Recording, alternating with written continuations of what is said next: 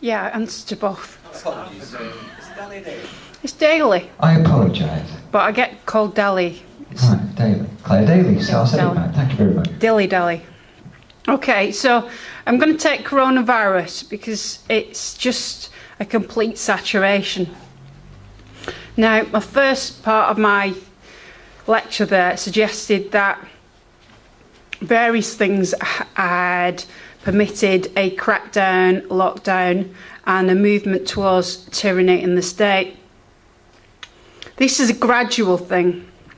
And as I said at the beginning, that September the 11th, which is going, 20 years into the past, that I think started the whole thing.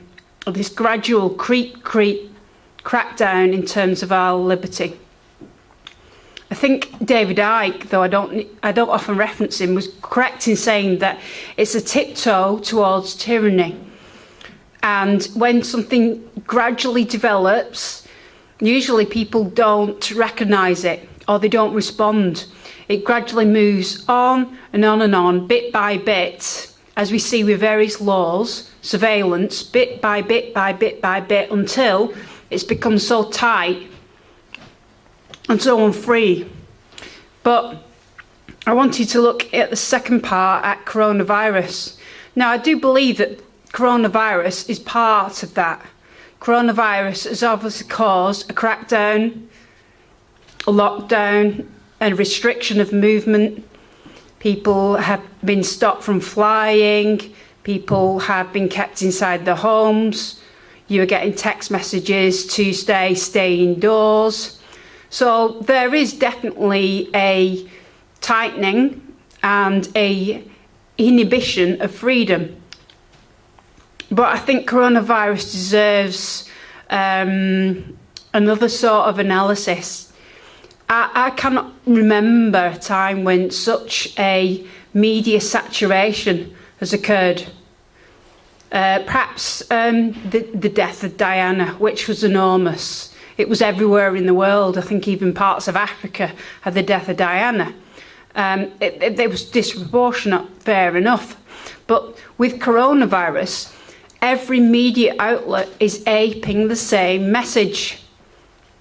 Even the broadsheets that you would expect to be representing something more balanced, it seems to be unanimously a same message. For that reason, I think it deserves to be looked at in a different way. It's massive, apparently. It deserves everyone's attention, from the small school in the community to national security agencies, international airports. It's the only subject being discussed, and for that reason, I think something else is at play here. And I think it would be remiss of me not to devote the final part of the lecture to the coronavirus and what I think it may be presaging. Now, because the media saturation is so great and the immediacy and level suggests something else afoot, and that thing that's afoot, my conversations with a few people feel that there is a distraction tactic with coronavirus. And usually if you distract from something very unpalatable by having a blanket message which takes away from the real message that should be aired. Okay, so I'm going to look at what I think may be happening across the world. And indeed, it's not just myself. I've talked to a number of people who feel that globally something is happening with the actual superpowers, which is perhaps more immediately dangerous and presents a real security threat. So what I'm positing here is the security threat that they're suggesting we should be afraid of is not the real one. The real security threat is something that is happening globally with the superpowers at a military level. So I'm going to go back in history here now to look at the main superpowers. So obviously you always have to look to America, what's happening. And you look at Donald Trump, he's trying to get, another term. And if we look at Putin, he's trying to get another term.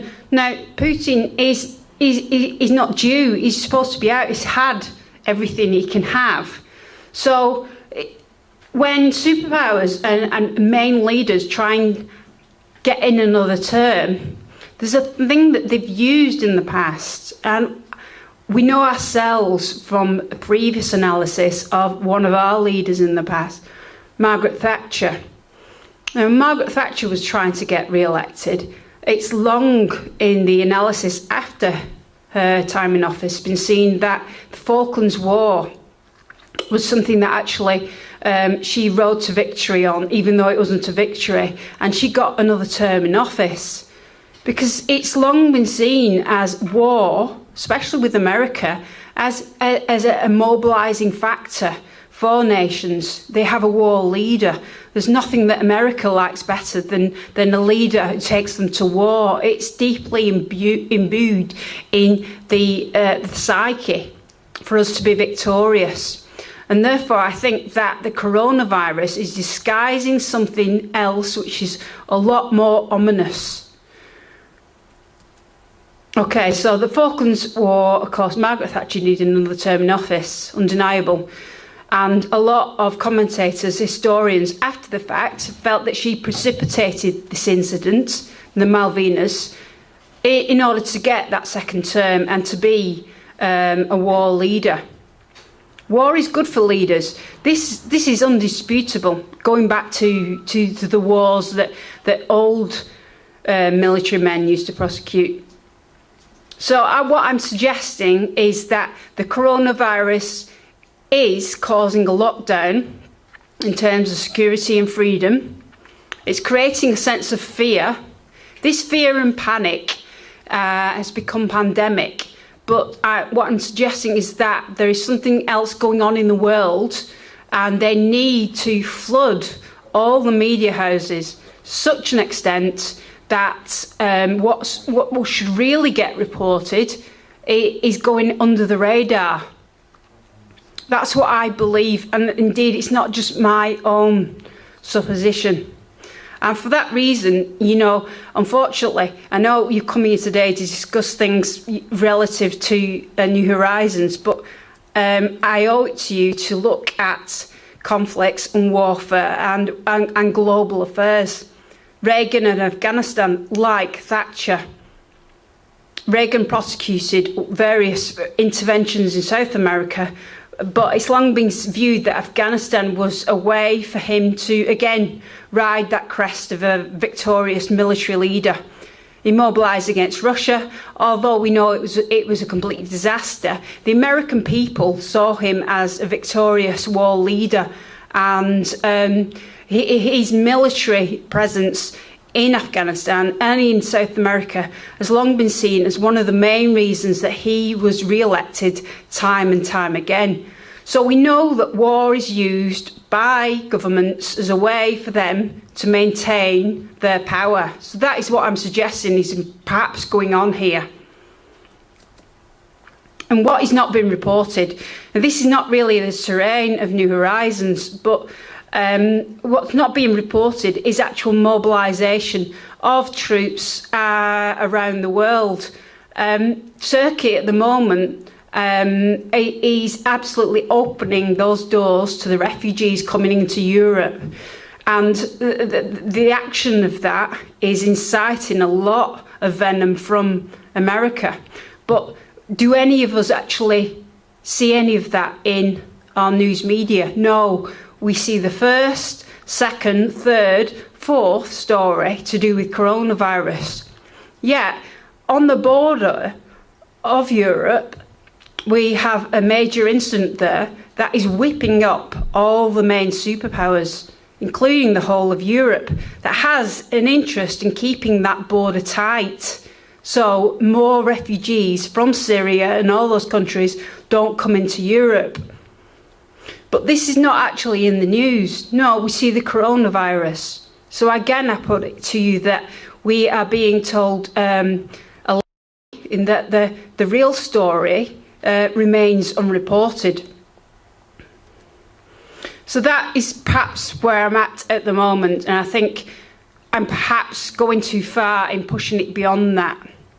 But what I can say is that this militarisation that's taking place in the world now is not even on the 4th page of the main broadsheets. It's not even in the main stories on the news.